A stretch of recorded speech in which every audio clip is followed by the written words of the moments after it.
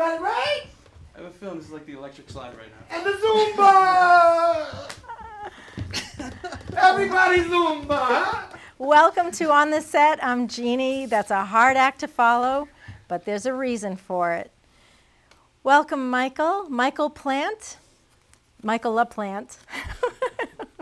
Sorry about that. All right. So you have two incredible stories to tell us. We're going to start with one, okay? We'll keep the other one a secret. Oh, secret. Secret. Right. Everybody likes secrets. So, Michael, you were a contestant for the Extreme Makeover weight loss show. Yes, I was weight a loss finalist, yeah. finalist. So, let's just start with the big question everybody would want to know first, is how much weight have you lost since? Since I was a finalist, since February, I'm down 115 That pounds. is incredible. In like a little over a year? Not even. Wow. Since February of this year. Oh, February this past Yeah. year. My gosh, oh my gosh. I mean, some people struggle to lose 10 pounds. Yeah. So how did you do that?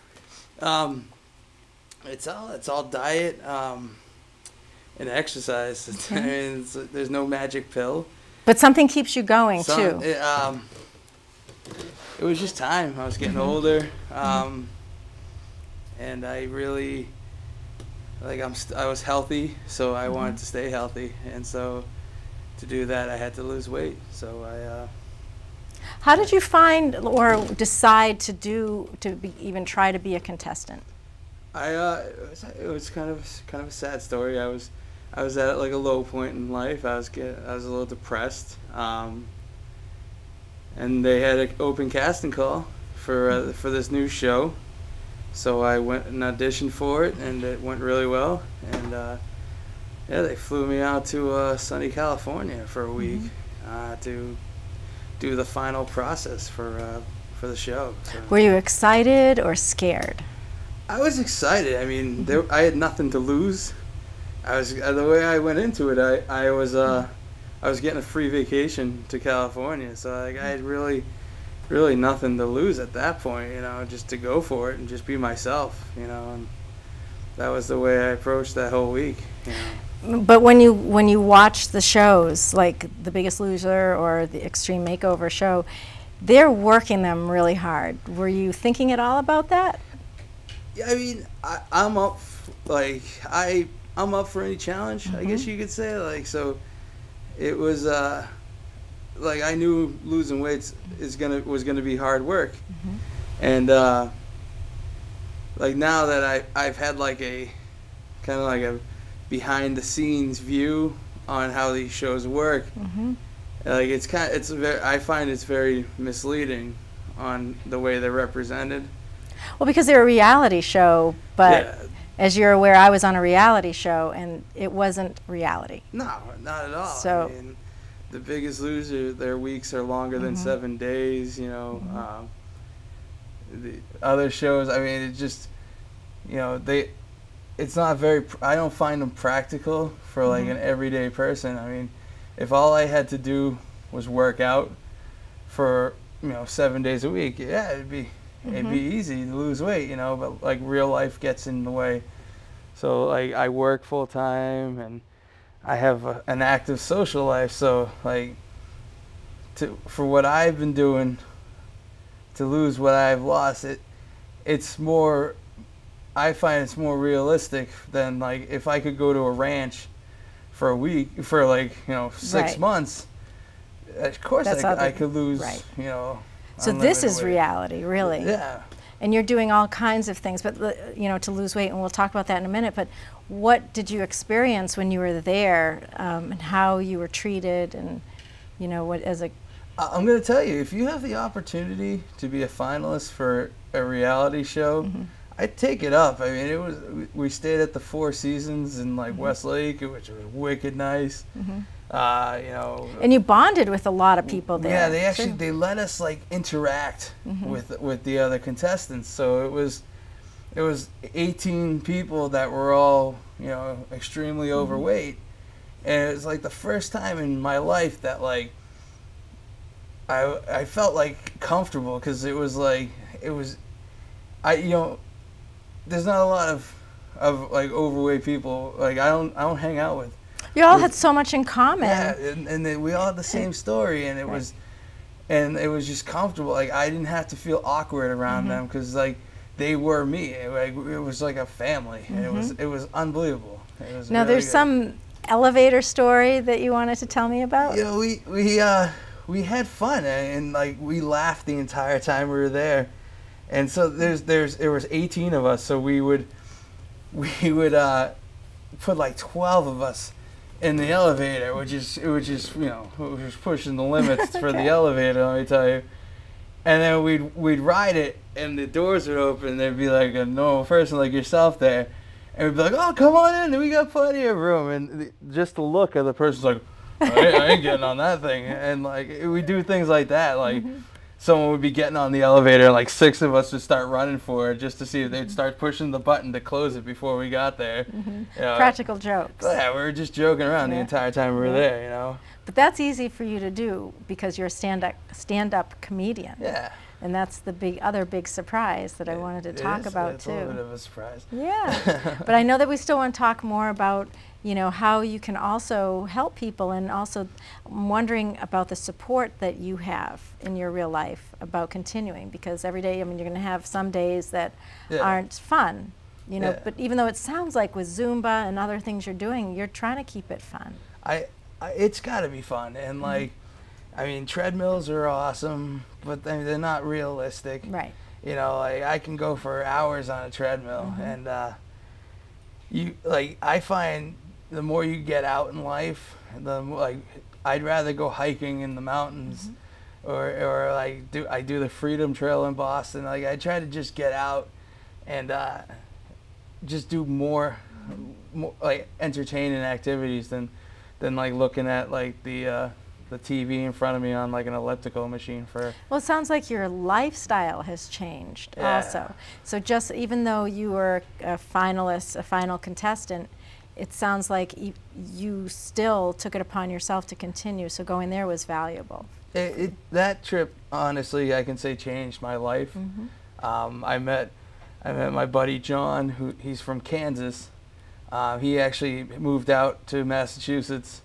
Me and him. So you're roommates, right? My roommate, yeah. And so you're doing it together. We're doing it together. We're like, it's a little support system.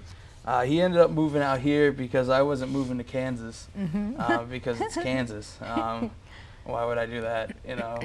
But yeah, it's a little natural, little competitiveness, a little support, and you know, it keeps each other going, you know. So it makes the tough days a little easier and things like that. You know, it's a battle. Like you think, like losing weight is the easy part in comparison to like the mental aspects of and keeping it off. Yes, you can't just diet. You got to change your life. Like my life is completely different today than it was, you know, a year and a half ago. You know. Well, as I said earlier when I saw you, you're glowing. You really are, and you can see that it's like you're smiling. You're living it. I take every day, and I have an expression. In life, you got to grip it and rip it, and that's how I live my life. I like, you know, there are days I'm down, and like a month ago, I was in a real funk, and like, you know, just the mental anguish of, you know, losing your identity, because I've been overweight my whole life. So now starting to lose weight, and like, who am I going to be once I lose it? So that gets to you. What do you envision? Who do I envision when I? Yeah. I just want to get to a point, like, I don't have a number on where I want to be. I don't really, I don't step on a scale, like only when my trainer makes me. But like, I don't step on a scale. It's all on like how my clothes feel and how am I feeling is more important to me and so I don't have like a number I want to get to. I just want to be able to do whatever I want to do, and that's the most important thing to me. Is like, if I want to jump out of an airplane, I want to be able to jump out of an airplane. Like, I don't want to, but like, if I wanted to, I want to be able to. I want my options to be my options, not someone else's. I don't think there's any stopping you from now on. I'm a beast. I'm not gonna lie. You're a beast. I'm a beast. I also heard you're kind of creepy. I can be. You say that. I can But be we're going to creepy. get to that Yeah, after. sure. So I know this is a question maybe no one ever asked you, but what do you think your best feature will be? I don't know, I like my eyes. I was just going to say, you have really blue eyes. I do have really blue Yeah. eyes. When I was a kid, I had a nurse at the hospital that told me she wanted to steal my eyes as I was sleeping, which creeped me out, actually. I'm like, why would you tell me that? I couldn't sleep, but, I don't know, I have, like, I've been told I have, like, a devilish smirk when I do something wrong. I give a little smirk, so that's why I've never been slapped, because I'll give, like, a wise comment, but then I'll give a little smirk. And yeah, but everybody wants to kiss you, though. Yeah. You told me that story. Old ladies, yeah. What about this drunk guy? You have a story about a drunk guy. Yeah, we were at the hotel, and we were all going to go out to dinner. So we went down to the hotel restaurant, a nice hotel restaurant, and this drunk guy came like stumbling out, and he sees all 18 of us, and a lot of girth there, and he started flipping out like, oh my God, look at all these fat people, what the hell's going on? And we're like, really? Oh, like, this guy's pants are like falling down. He is completely intoxicated. And I'm like, are you really like making fun of me? I'm like, you're wearing sweatpants right now. I'm like, your pants are falling off. Like, how are you making fun of me right now? I'm like, I went to college. I'm like, did you graduate high school? I'm like, oh, like, how is this even happening? He ended up getting arrested. Actually, they called the police on him. He was just belligerently like picking on the group of us. But it like normally that would affect if I was out by myself, like not me so much, but like an overweight person, they're defensive and they're there's a lot of emotional things. So like it's rough on you get picked on, like you can either clam up or like I always like if you're giving it to me, I'll give it to you way worse than you can give it to me, and that's how I grew up. So it was I thought it was funny. I'm like, this guy's really making fun of us right now. You seem to take everything that you see and experience as a funny thing because you, as a stand-up comedian, you want to maybe use that material. Yeah. Right? Life is the funniest thing you can ever, you can watch it.